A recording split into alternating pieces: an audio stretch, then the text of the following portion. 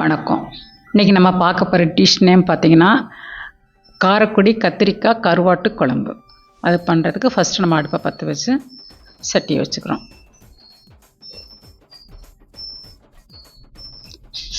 முதல்ல பார்த்திங்கன்னா 3 spoon oil ஊற்றிக்கலாம்.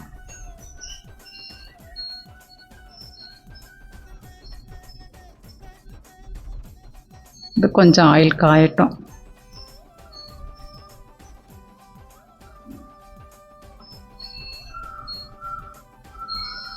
ஃபஸ்ட்டு ஆயில் காஞ்சோன்னா கடுகு போடுறோம், அப்புறம் ஜீரகம்,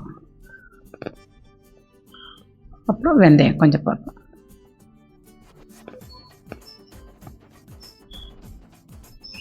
இது கொஞ்சம் நல்லா பொரிஞ்சுக்கட்டும்.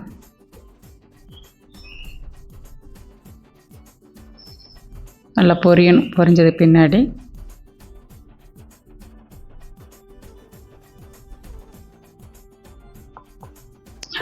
கட் பண்ணி வச்சுருக்கேன் ஆனியனை ஃபஸ்ட்டு போட்டுக்கலாம்.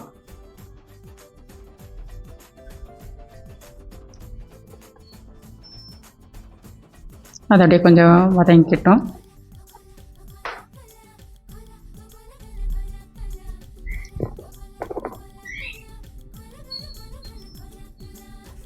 கொஞ்சம் லைட்டாக வதங்கட்டும்.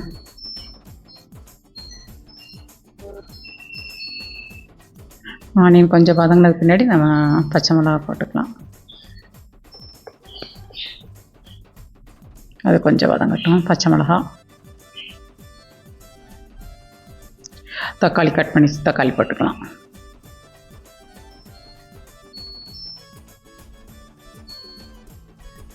நல்லாவே வதங்கினது பின்னாடி தான் நம்ம கருவேப்பிலை போடணும்.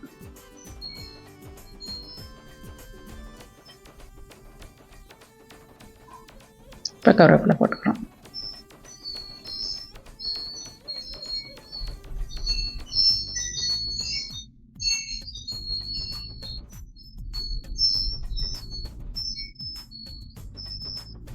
இதெல்லாம் கொஞ்சம் நல்லா வதங்கட்டும்.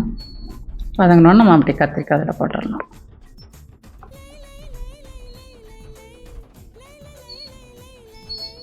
கத்திரிக்காய் வந்து பார்த்திங்கனாக்கா அப்படி 2ஆக கட் பண்ணாமல் 4 தான் அப்படியே கீரை விடணும். வேணுக்கு உள்ளுக்குள்ளே பார்த்துக்கணும். நம்ம எது கருப்பாவது இருக்கும் புழுது இருக்கான்னு பார்த்துக்கணும். ஆனால் முழுசாக தான் இருக்கணும் கத்திரிக்காய். நம்ம 4 தான் கீரி போடணும்.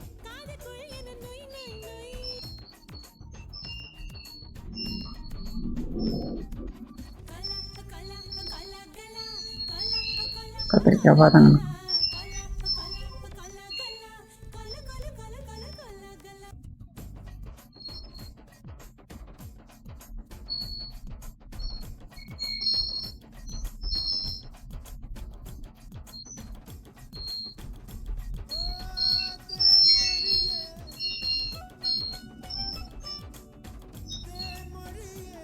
இப்போ நம்ம வந்து பார்த்திங்கன்னா கத்திரிக்காய் அந்த குழம்புக்கு தேவையான நம்ம மசாலா தயார் பண்ணுறோம். ஆயில் கொஞ்சம் ஊற்றிட்டு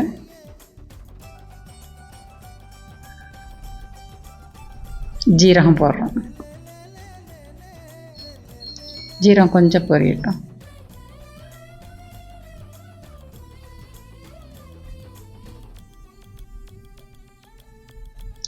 நல்லா பொரியணும். பொரிஞ்சதுக்கு பின்னாடி பார்த்திங்கன்னா மல்லி விதையை நம்ம போட்டுக்கலாம். அதை கொஞ்சம் அப்படியே வதக்கி விட்டுக்கலாம். அப்படியே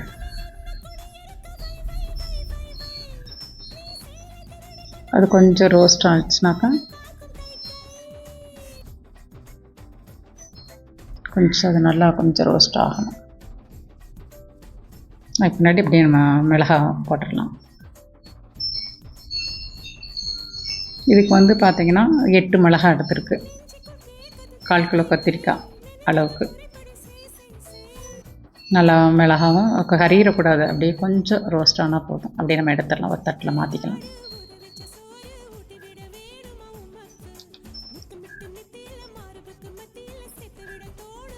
அது தனியாக நம்ம ஒரு தட்டில் வச்சு ஆற வச்சுக்கலாம். அப்படியே கொஞ்சம்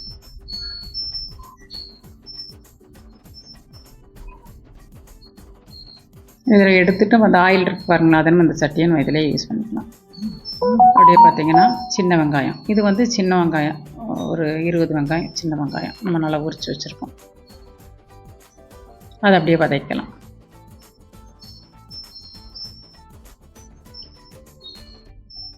கொஞ்சம் வதங்கட்டும் அப்படியே.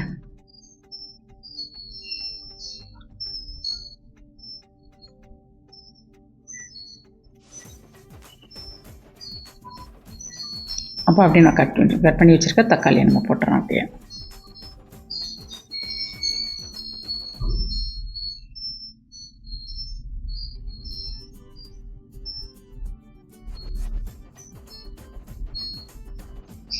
அப்படியே கருவேப்பிலை, ஏன்னா நம்ம இதை அரைக்கிறப்ப கொஞ்சம் கருவேப்பிலை போட்டால் கொஞ்சம் மணமாக இருக்கும்.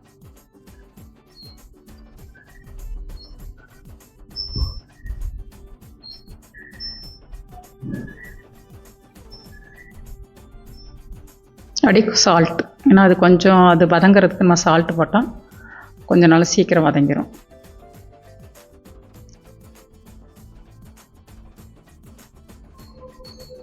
இப்போ வந்து எல்லாம் வதங்கிருச்சு. அப்படியே நம்ம தேங்காய் போட்டுடலாம். லாஸ்ட்டு தேங்காய் போடுறோம், அது போட்டு கொஞ்சம் அப்படியே வதக்கலாம்.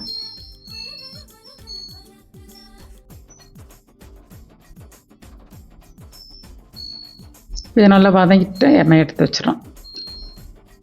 மறுபடியும் நம்ம அதை வந்து நம்ம அரைச்சிக்கணும். இப்போ ஃபஸ்ட்டு கத்திரிக்காய் வச்சு நம்ம வதக்கலாம்.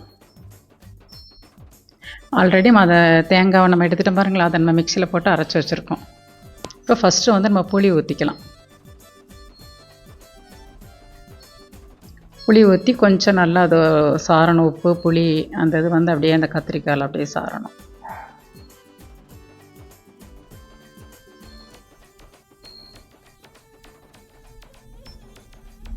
கொஞ்சம் நேரம் வேகட்டும். மூடி போட்டு நம்ம கொஞ்சம் மூடி வச்சிட்டோம்னா கொஞ்சம் நேரம் வேகட்டும். வெந்துருச்சு, ஒரு 5 நிமிஷம் வெந்துருச்சு.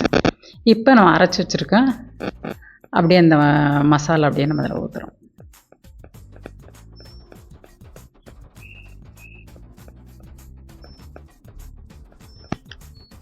ஊற்றி அப்படியே ஒரு கிண்டி விட்டுறலாம் நல்லா.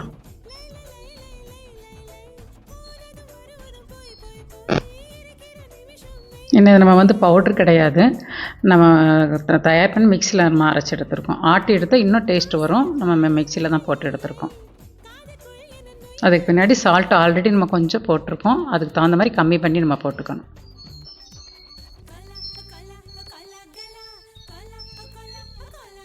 அப்படியே கொஞ்சம் மூடி வச்சிடலாம் நம்ம.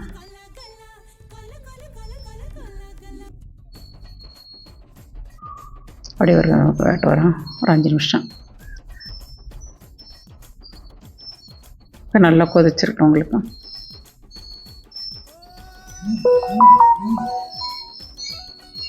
இப்போ ஆல்ரெடி கத்திரிக்காய் கொஞ்சம் வெந்திருக்கும் பாருங்களேன். அதனால் அப்புறம் 5 நிமிஷம் கொதிக்க. இப்போ நம்ம கருவாடு போட்டுட்டு மறுபடியும் நம்ம கொஞ்சம் நேரம் நம்ம வேக வைக்கலாம்.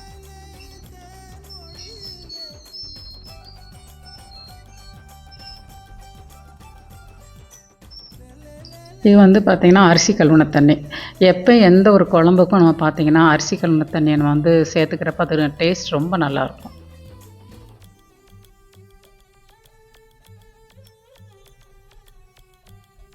அப்படியே கொஞ்சம் மூடி வச்சிடலாம். அப்படியே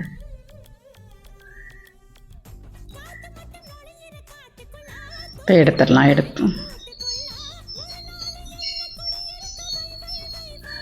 இப்போ ஓரளவுக்கு பார்த்திங்கன்னா நல்லா வெந்துடுச்சு. இப்போ நம்ம இறக்க போகிற ஸ்டேஜில் நல்லெண்ணெய் ஊற்றணும். நல்லெண்ணெய் ஊற்றி ஒரு கிண்டி வச்சிட்டோம் வச்சுக்கலாம், டேஸ்ட் நல்லாயிருக்கும். அப்படியே ஒரு பெரட்டி விட்டலாம். நல்லெண்ணெய் ஊற்றிருக்கோம் பாருங்களேன். இந்த நல்லெண்ணெய் ஊற்றுறப்ப நல்ல மணமாக இருக்கும் உங்களுக்கு. பொதுவாக நம்ம கத்திரிக்காய் அந்த கருவாட்டு குழம்பு வைக்கிறப்ப அதுக்கு சைடிஷ் தான் பொட்டுக்கடலை தேங்காய் சட்னி சட்னி வச்சுக்கலாம், அப்பளம் வச்சுக்கலாம், அவிச்ச முட்டை இது நம்ம சைடு வச்சுக்கலாம். சைடு நம்ம அந்த குழம்புக்கு சைடிஷாக வச்சுக்கலாம். திரும்பி மூடி வச்சு கொஞ்சம் நேரம் வேகட்டும். அவ்வளோதான். குழம்பு நான் ஆயில் ஊற்றிட்டாலே போதும் உங்களுக்கு. மூடி வச்சு கொஞ்சம் நேரம் கொதிக்கட்டும்.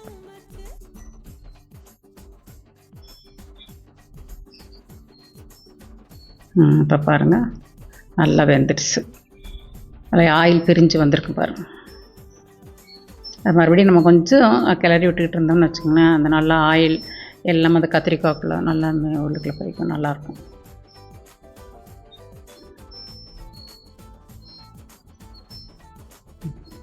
நல்லா ஒரு 2 தடவை அப்படியே 2-3 தடவை அப்படியே கிண்டி விட்டுக்கலாம். அவ்வளோதான் உங்களுக்கு. காரக்குடி கத்திரிக்காய் கருவாட்டு குழம்பு ரெடி ஆயிடுச்சு.